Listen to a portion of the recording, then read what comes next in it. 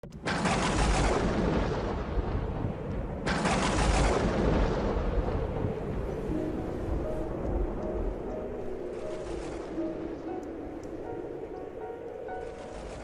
Seigneur soit avec vous. Et avec votre esprit. Évangile de Jésus-Christ selon saint Matthieu. Gloire à toi, Seigneur. En ce temps-là, Jésus disait à ses disciples, « Quand le Fils de l'homme viendra dans sa gloire et tous les anges avec lui, alors il siégera sur son trône de gloire. Toutes les nations seront rassemblées devant lui. Il séparera les hommes les uns des autres, comme le berger sépare les brebis des boucs. Il placera les brebis à sa droite et les boucs à sa gauche.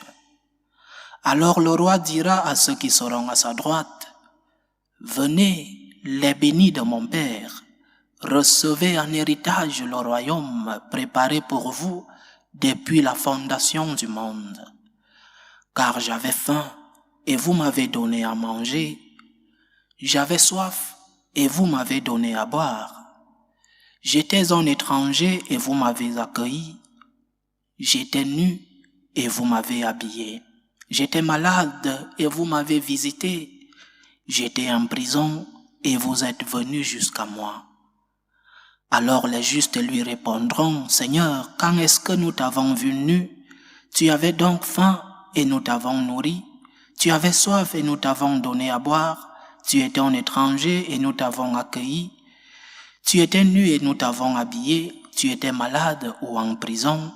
Quand sommes-nous venus jusqu'à toi? » Et le roi leur répondra, « Amen, je vous le dis, chaque fois que vous l'avez fait à l'un de ces plus petits de mes frères, c'est à moi que vous l'avez fait. » Alors il dira à ceux qui seront à sa gauche, « Allez-vous-en loin de moi, vous les maudits de mon Père, dans le feu éternel préparé pour le diable et ses anges.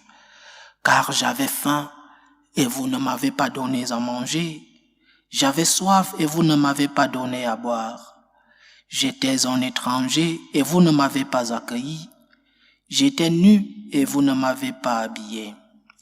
J'étais malade et en prison et vous ne m'avez pas visité. » Alors, ils répondront eux aussi, « Seigneur, quand avons-nous vu avoir faim, avoir soif, être nus, étrangers, malades ou en prison, sans nous mettre à ton service? » Il leur répondra, « Amen, je vous le dis, chaque fois que vous ne l'avez pas fait à l'un de ces plus petits, c'est à moi que vous ne l'avez pas fait. » Et ils s'en iront, ceux-ci, au châtiment éternel, et les justes à la vie éternelle.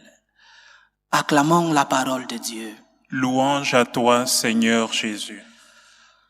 Aujourd'hui, nous célébrons la commémoration des fidèles défunts, ces personnes qui nous ont précédés, ces personnes qui sont encore en route pour la rencontre du Seigneur. Tant de choses à méditer en ce jour, tant de questions à nous poser, nous aussi qui sommes encore en pèlerinage sur la terre, tant de questions que nous devons nous poser. En premier lieu, ne jamais oublier que le temps passe, et le temps passe très vite. Il passe à une vitesse fulgurante.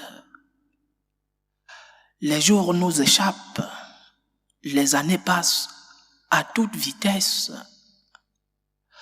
Quand on est jeune, on n'y pense peut-être pas, mais petit à petit, elle devient une réalité de plus en plus présente dans ta vie. Tu te rends compte que les gens commencent à te manquer, des compagnons, des amis, et même des personnes plus jeunes que toi ont laissé ce monde.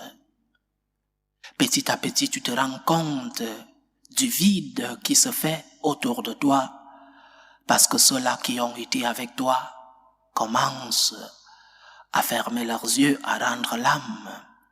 Et c'est peut-être là que tu te rends compte que ton jour approche. Ceux qui t'ont précédé sont déjà morts et tu es conscient que ton heure est peut-être déjà très proche. La mort des nôtres doit nous parler. La mort de ceux-là qui ont vécu avec nous doit nous interpeller. La vie n'a pas de sens si nous ne donnons pas un sens à la mort. La mort, ce n'est pas un au revoir. La mort est un à bientôt. À bientôt, nous nous verrons bientôt. Et nous pouvons passer plus de temps sur la terre, ou moins de temps. Mais nous nous verrons bientôt. Nous rencontrerons ceux-là qui nous ont précédés, et ceux qui viendront après nous, nous rencontrerons. La mort n'est pas un adieu, un au revoir. La mort, c'est un à bientôt. Et nous devons comprendre cela comme chrétiens, parce que nous croyons en la vie éternelle, parce que nous croyons que la vie ne finit pas ici sur la terre, parce que nous croyons qu'il y a une autre vie au ciel ou en enfer. Mais il y a toujours une vie éternelle, il y a toujours une vie après la vie sur la terre. Elle sera avec Dieu au paradis, venez bénis de mon Père. Elle sera avec le diable en enfer, allez-vous-en maudits de mon Père. Mais il y a une réalité, c'est qu'il y a vie éternelle. Si nous, les chrétiens, nous enlevons dans notre foi l'existence de la vie éternelle, il nous reste une coquille vide. L'incarnation de Jésus-Christ n'a pas de sens, parce qu'il est venu nous enseigner des points principaux de notre foi. Et l'un de ces points-là, c'est qu'il y a vie éternelle. L'un de ces points, c'est que notre vie sur la terre n'est qu'un passage, et un très bref passage. Parce que parfois, lorsque nous sommes jeunes, nous nous croyons éternels, pleins de fougue, pleins de force, nous voulons manger tout le monde. Il y a vie éternelle. C'est pourquoi nous devons nous préparer pour cette vie qui va venir. Nous devons être en état de grâce. Nous devons comprendre que l'important est à venir, c'est-à-dire que l'important, c'est la vie éternelle. Ton passage sur la terre est très bref, comparé à la vie qui sera éternelle. En plus, nous ne devons pas oublier que ceux qui sont morts, nous ne devons pas les oublier. Parce que oublier ceux qui nous ont précédés, c'est leur donner une seconde mort. Il y a une première mort qui est logique et fait partie de notre nature humaine, mais il y a une seconde mort qui est celle de l'oubli. Prions pour tous ceux-là qui sont partis avant nous. Prions pour tous ceux qui nous ont précédés. Prions-nous pour nos parents. En lançant ce message il y a quelques jours sur la prière des défunts, je ne savais pas que ça allait prendre une tournure aussi internationale. Prions pour nos parents, prions pour nos fidèles défunts. Ils ont besoin de nous, ils ont besoin de notre intercession, ils ont besoin de nos prières. Non seulement prier pour ces personnes-là, mais pose-toi la question. As-tu déjà obtenu une indulgence plénière pour tes fidèles défunts? Parce que le Seigneur a dit à Pierre, ce que tu liras sur la terre sera lié dans les cieux. Et lorsque Pierre accepte une indulgence plénière, alors cela est lié dans les cieux. Tu peux sauver une âme.